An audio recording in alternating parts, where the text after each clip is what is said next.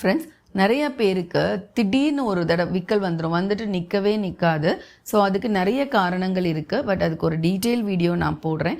But இப்போது உங்களுக்கு இது மாதிரி விக்கல் நிற்காமல் வந்துட்டு இருந்துச்சு அப்படின்னா, ஒரு 1/4 லெமன் எடுத்து நல்லா ஒரு மிதமான சுடுதண்ணியில் புழிஞ்சிட்டு அதில் தேன் தான் இதில் ஒரு முக்கியமான விஷயமே.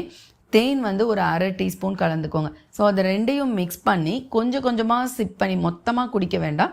கொஞ்சம் கொஞ்சமாக ஒவ்வொரு மடக்காக குடிச்சிட்டே வந்தீங்கன்னா உங்களோட விக்கல் அப்படியே நிற்கிறத நீங்கள் பார்க்கலாம்.